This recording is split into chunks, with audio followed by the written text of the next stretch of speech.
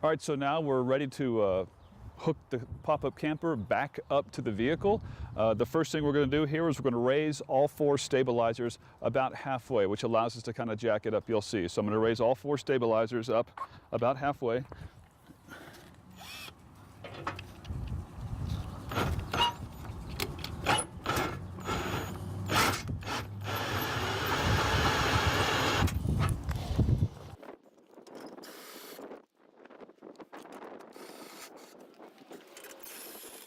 Okay, stabilizers are up halfway.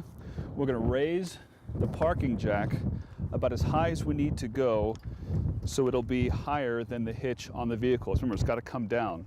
So we're going to raise this up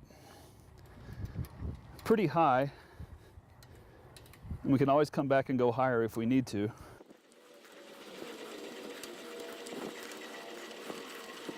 Okay, that should be pretty good. I like to use the tennis balls if I'm by myself, just because it really saves some time as far as backing up and going back and forth. So I'm going to put one right on the top of the hitch there. I'm going to put one right on the top of this. You want to extend both of them up so you can see them out of your rearview mirror.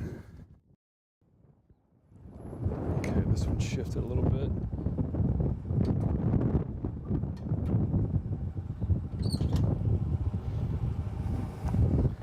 Okay.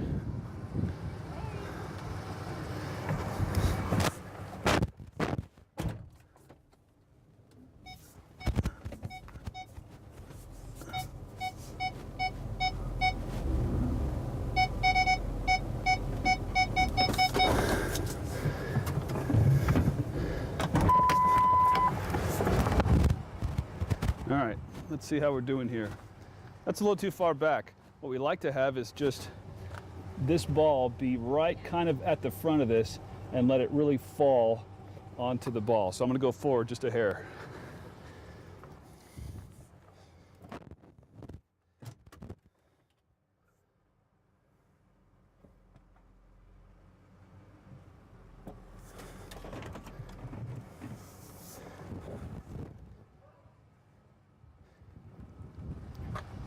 And that's probably just a hair too much.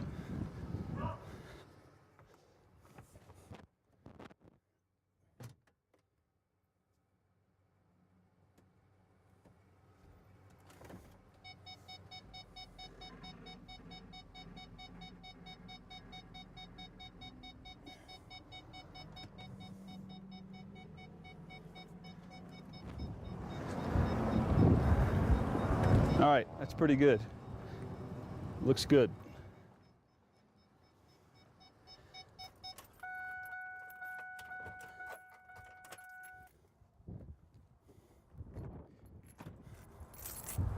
All right, we're going to take these down.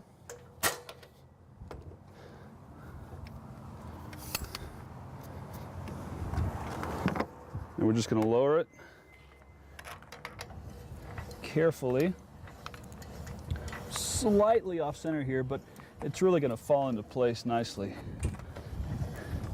See how it's kind of just, we're almost just a hair forward, and it's going to just sort of pull itself right onto the ball there. Very nice. All right. Sometimes when you're going down, it doesn't hurt to do this about midway, because if it goes all the way down, sometimes it's a little harder. So I'll go back up just a hair, go down a little bit, and now we got it locked into place.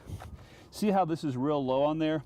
If you're not sure if this is on, it's probably not on. When it's on, it'll be nice and low, not touching there, but you won't be able to see the ball really at all. So we know we got a nice good seal there. And I'll go ahead and put this lock back on. Okay, so we've got that. Let me check the instructions real quick. All right, so now that the lock is in place, we've got a good seal there. We're going to put these chains on, and there's always a little slack here. I hook it like this way. So what I try to do is just kind of wrap these chains around themselves just a hair. Just don't make it too tight, because when you turn, they will grab. So this is pretty nice right there. We got the safety chains on. Don't worry about the thin wire. Don't worry about this wire over here. It's just not something you need to deal with. Of course, we need to plug in this cable to your to the outlet there. This little notch right here is going to go on the top, because that's what the lid comes down on. We'll push it in all the way. You can tell when it goes in, and this goes down nicely. After that, we're going to raise the parking jack all the way up.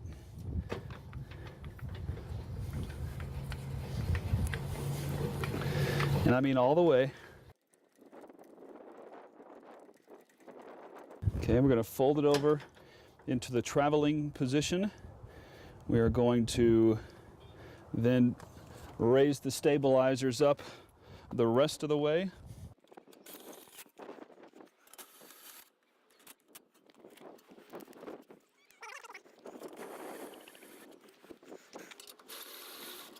Okay, so we've got all the stabilizers up. You're going to put the crank back into the cabinet on the inside, or the drill if you happen to have one, but probably not. That's okay. We're going to open this door. Now that it's hooked up to the truck, it's not going anywhere. We can take these wheel chocks out. Usually they're wedged in there pretty good by the time you take them out.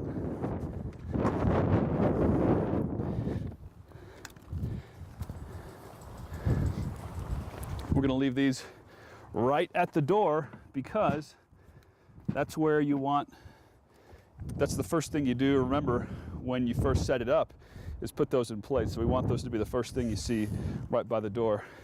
Don't forget about this parking block. This will rest nicely on this towel so it doesn't slide around too much. Okay. And we want to make sure this black step is put in place. Remember, it's easy to just kind of slides out. You sort of lift it up, put it back in, and when it doesn't move, you know it's in place. We also like to make this door handle folded against the wall. If we got everything in there, except for those tennis balls I forgot, but hopefully you won't, you can take the key. And remember, it's a little finicky. When we unlock it, we go to the right and then to the left. Okay, that's unlock. When we lock it, we go to the left and then to the right. And that's lock it. So when you lock it up, you put it in, start to the left and then to the right, and then pull it out, and it's locked. It's pretty good in place. Before you take off, I would recommend walking around one more time around the whole thing and just look for things that are hanging out, might be unscrewed. In this case, we got the step, we have the handle, the tires look good, the wheel chocks are out. Wheel chocks are out on the other side. The cover over the fridge and heater area is good. All the water stuff and lids are screwed on. Obviously, I left these tennis balls here, so that's a good time to go ahead and pick these up. Propane's good, it's off. You can leave this attached but not screwed all the way on. We'll take this. You can either put this inside or in your vehicle. Obviously, whenever you unhitch it, you'll need to put it back. But the chains look good. We're hooked up to the outlet pretty well. These battery cables are bungeed up nicely. Nothing loose hanging out. I think we're ready to go. Just make sure you test the brake lights and the blinkers before you take off once you have the car running, just to make sure that the connection is good and you don't have any bulbs burned out. And after that, you're ready to go.